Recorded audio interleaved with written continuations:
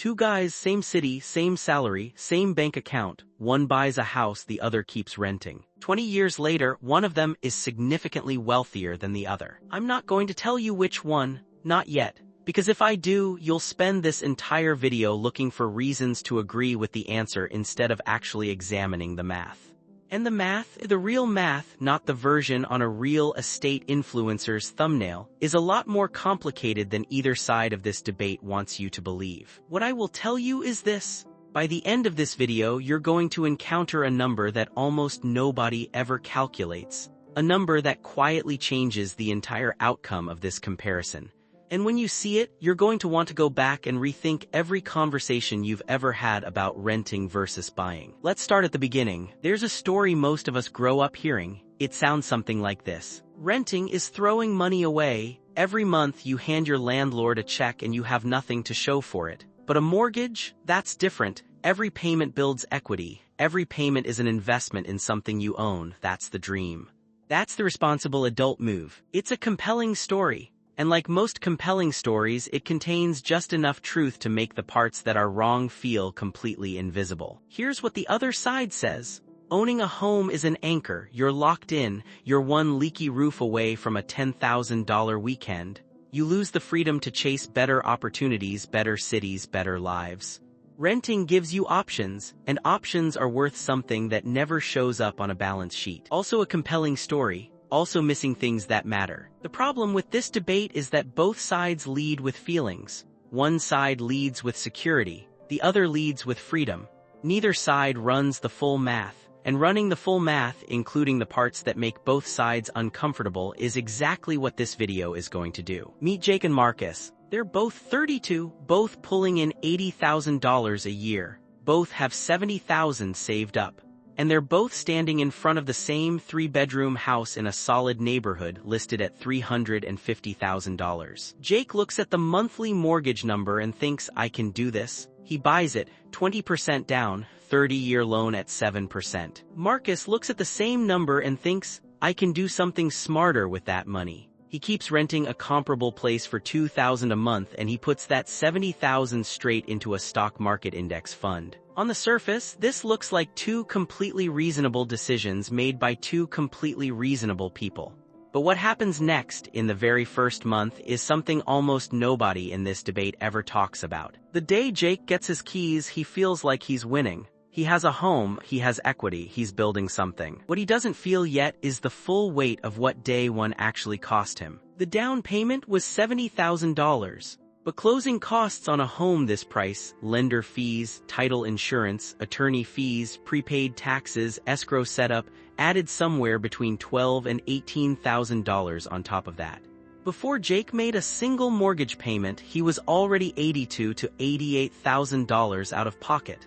That gap doesn't disappear. It has to be recovered through appreciation and equity before buying starts to genuinely outperform renting. The real estate industry doesn't advertise this number. It tends to come up only when you're already sitting at the closing table. Now here's the part that will quietly rearrange how you think about mortgages. In the first month of a 30-year loan at 7% of Jake's $1,863 monthly payment, roughly $1,633 goes directly to the bank as interest. Only $230 reduces what he actually owes on the house. So in month one, Jake is spending over $1,600 in interest, $350 in property taxes, $150 in insurance, and $290 in maintenance. That's nearly $2,400 leaving his account without building a single dollar of equity. Marcus is spending $2,000 on rent. The phrase throwing money away on rent survives because it sounds true. But in year one, by that same logic, Jake is throwing away more. That's not a gotcha, it's just math, and it matters. Now year 3, this is where things start to get interesting. Most people assume that by now the homeowner has pulled clearly ahead. 3 years of building equity, 3 years of appreciation, Jake should be looking pretty good, right? Here's what actually happened. Over those 3 years, Jake paid about $95,000 in total housing costs. Mortgage, taxes, insurance, maintenance, all of it. Of that entire amount, only $8,300 went toward actually reducing his loan balance. His mortgage still sits at around $271,000, but his house appreciated. At 3 to 4% annually, a normal, unsexy assumption for a stable market, the home is now worth somewhere between $383,000 and $396,000. Subtract what he owes and Jake's equity sits between $111,000 and $124,000. Real wealth, but wealth he cannot access without selling the house or borrowing against it. And if he sells, he hands 5 to 6% of the sale price straight to a realtor. On a home worth close to $400,000, that's $20,000 to $25,000 gone before he ever sees the proceeds. Marcus, meanwhile, has been quiet. He paid $72,000 in rent over those 3 years. His original $70,000 investment grew to roughly $93,000. His monthly contributions, that $653 he was investing instead of putting toward a mortgage, added another $27,000. Marcus' total invested portfolio at year 3 is about $120,000. Liquid, accessible, no realtor needed. At year 3, Marcus is slightly ahead on net worth. Jake's equity looks bigger on paper, but Marcus could actually spend his tomorrow if he had to. Here's the part, though, that renters never want to hear. Year 10, and this is where the story starts to turn. Most people expect the renter to still be winning at this point. Flexible, invested, ahead of the game, but something quiet has been happening in the background and it's been working against Marcus this whole time. Rent increases. Marcus' $2,000 monthly rent has been climbing at roughly 3% a year. By year 10, he's paying about $2,690 a month. He's still investing, but the gap between his monthly costs and Jake's has narrowed significantly. His contributions are smaller now than they were in year 1, which means the compounding engine that was powering his portfolio is running at lower speed. Jake's mortgage payment? Still $1,863, exactly where it was on day 1. While food, gas, utilities, and Marcus' rent have all gotten more expensive, Jake's single biggest monthly expense has stayed frozen in time. Marcus' portfolio at year 10 is still ahead, roughly $291,000 in liquid assets versus Jake's $245,000 in home equity. But the margin is shrinking. And the direction of travel is clear. That fixed payment Jake locked in 10 years ago is no longer a burden. It's starting to look like a decision that aged extremely well. Year 20, this is where most of the YouTube videos on this topic end. And it's a convenient place to end because the numbers here are genuinely close. Jake's home is now worth somewhere between $670,000 and $700,000. His equity, what he'd walk away with after paying off the remaining mortgage, sits between $480,000 and $510,000. His maintenance costs over 2 decades came to somewhere between $55,000 and $75,000 total. His monthly payment is still anchored to that original $1,863, even as the world around him has gotten dramatically more expensive. Marcus' portfolio, assuming he stayed invested through every crash and kept contributing as his rent climbed, is somewhere between $550,000 and $580,000.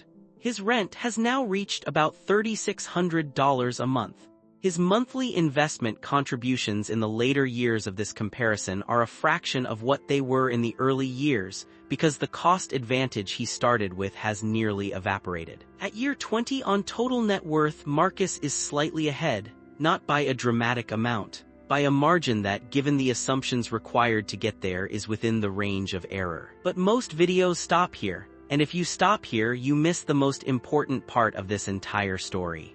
What happens at year 30? At year 30, Jake's mortgage ends. He owns a home outright worth somewhere between $850,000 and $950,000. And his monthly housing cost, the thing that has been his largest expense for 3 decades, drops to just taxes, insurance, and basic maintenance. Somewhere around $900 to $1,100 a month. Think about what that actually means. A person in their early 60s whose biggest monthly bill just essentially disappeared. That's not just a financial event, that's a complete restructuring of what the rest of your life looks like. Marcus at year 30 is still renting. His rent, after 30 years of increases, is somewhere around $4,700 to $5,000 a month. He has a healthy portfolio, he's not in trouble. But there is no finish line, there is no month where the rent stops. The bill exists for as long as he lives and it only moves in one direction. This is why homeownership builds wealth for most Americans, not because the spreadsheet always wins in year 10 or year 20, but because it creates an endpoint that renting structurally cannot offer. Now here's where I have to be honest about something, because this is the part that actually determines which strategy wins for any individual person. The renting and investing strategy works. It can genuinely outperform buying. The math supports it, but only under one condition: you actually have to invest the difference. Every month, not most months, not when the market is doing well.